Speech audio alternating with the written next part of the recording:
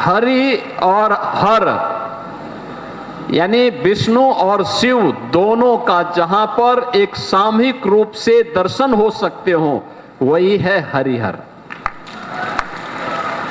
भगवान विष्णु का 10वां अवतार इसी संभल में हमारे पावन ग्रंथों ने माना है। बहनों और भाइयों, कुछ लोगों को यह विवादित विषय लगता होगा क्योंकि जिनकी पृष्ठभूमि ही विवादित है, जिनका पारिवारिक पृष्ठभूमि ही विरासत है, उन्हें हिंदू परंपरा में विवाद नजर आता है। लेकिन यह विवाद का विषय नहीं हो सकता है, यह विवाद का विषय नहीं हो सकता है।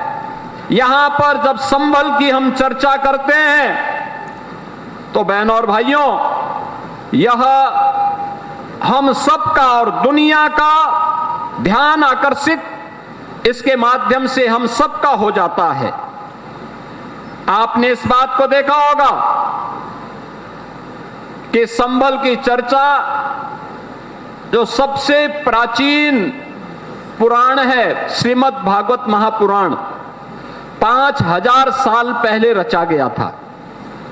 भगवान वेदव्यास ने महाभारत युद्ध के बाद उस समय की शांति के लिए, मुक्ति के लिए जिस महापुराण की रचना की थी वह श्रीमद् भागवत महापुराण है।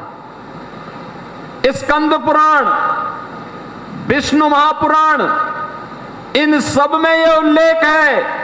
चिल्ला चिल्ला के हमारे पावन ग्रंथ इस बात का उल्लेख कर रहे हैं कि भगवान विष्णु का 10वां अवतार कल्कि में होगा।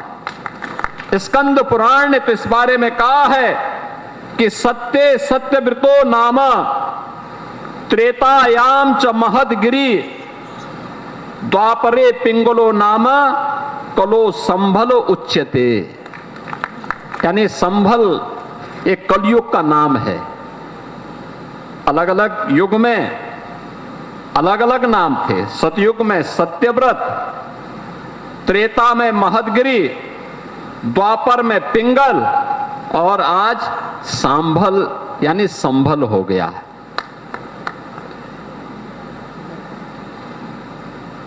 ये स्कंद पुराण कहता है और पुराण के ही इसी प्रसंग को अगर आप ध्यान में रख करके देखेंगे तो वही प्रसंग हम सबका ध्यान आकर्षित करते हैं।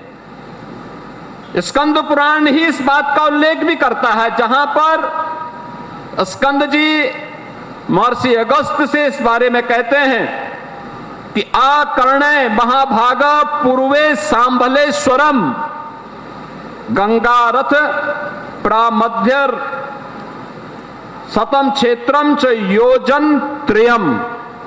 यानी यह संभल के बारे में कि संभल नगर जो भागीरथी गंगा और राम गंगा के मध्य में है, यह 36 किलोमीटर की दायरे में स्थित है।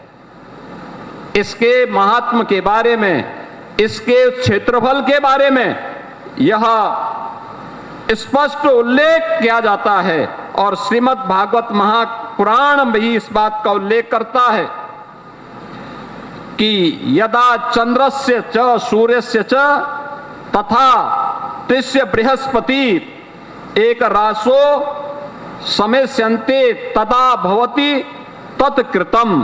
अर्थात चंद्रमा, सूर्य और बृहस्पति ये तीनों ग्रह जब पुष्य नक्षत्र के प्रथम चरण में एक साथ प्रवेश करेंगे तभी सतयुग का प्रारंभ होगा, जो श्री कल्कि श्री विष्णु के अवतार और सतयुग और कलयुग की संधि में होगा। अब जिसके पास दृष्टि न हो तो उसके बारे में हम क्या कह सकते हैं। और संभल एक सच्चाई है। बहनों और भाइयों, इस सच्चाई का उल्लेख हमारा ग्रंथ कहता है। 68 तीर्थ थे, 68 तीर्थ थे यहाँ के, 19 पावन कूप थे। परिक्रमा का मार्ग था, सब कुछ था। कैसे बर्बर अत्याचारों से विदेशी आक्रांताओं ने इन तीर्थों को नष्ट किया, अपवित्र किया, कैसे इन कार्यों को अपवित्र करने का कार्य किया, कैसे कब्जे हो जाते हैं। 19 के 19 कूपों पर कब्जा हो जाता है, तीर्थों पर कब्जे हो जाते हैं, मार्ग तोड़ दिए जाते हैं। 24 कोस और 84 कोस की परिक्रमा के मार्ग को बाधित किया जाता है। परिणाम एक सच को छुपाने का कुत्सित प्रयास। लोक माता अहिल्याबाई होलकर ने अपने समय में इन तीर्थों का पुनरुद्धार किया था। उन्होंने उस समय जब काशी विश्वनाथ मंदिर के पुनरुद्धार का कार्य लोक माता अहिल्याबाई होलकर ने किया था, उसी समय भगवान सोमनाथ के मंदिर का, चाहे भगवान सोमनाथ का मंदिर सौराष्ट्र गुजरात का हो या काशी में भगवान विश्वनाथ का मंदिर, ये क्रूर आक्रांताओं के बर्बरता के शिकार हुए थे। उनका पुनरुद्धार करने का काम, यह कार्य भी लोक माता अहिल्याबाई होलकर ने किया था। तो साथ ही साथ उन्होंने संभल के इन तीर्थों के पुनरुद्धार का भी काम किया था। आज भी आप देखते होंगे लोक माता अहिल्याबाई होलकर ट्रस्ट के द्वारा तमाम तीर्थों के लिए कुछ सहयोग किया जाता है, लेकिन अब हमारी सरकार ने तय किया है 68 के 68 तीर्थों को, 19 के 19 कूपों को, परिक्रमा मार्ग के पुनरुद्धार का कार्य अब ये डबल इंजन की सरकार उठाएगी। ये हमारा दायित्व भी है, नैतिक कर्तव्य भी है, क्योंकि विकास तभी सार्थक होता है जब वह विरासत के साथ जुड़ती है। ये विरासत का संरक्षण भी है और आने वाले वर्तमान और भविष्य के सुनहरे सपने को उड़ान देने के लिए उन्हें विकास की प्रक्रिया से जोड़ने का एक अभियान भी है।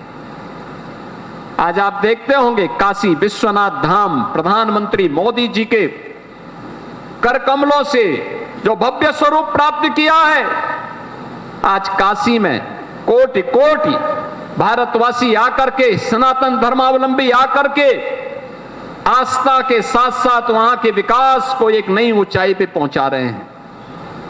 500 वर्षों के बाद अयोध्या में श्री राम जन्मभूमि पे भगवान श्री राम के भव्य मंदिर के निर्माण बनने के साथ ही एक नई अयोध्या के दर्शन हमें अयोध्या धाम में देखने को मिलते हैं। बहनों और भाइयों, अगर काशी में और अयोध्या में हो सकता है तो संभल में क्यों नहीं? संभल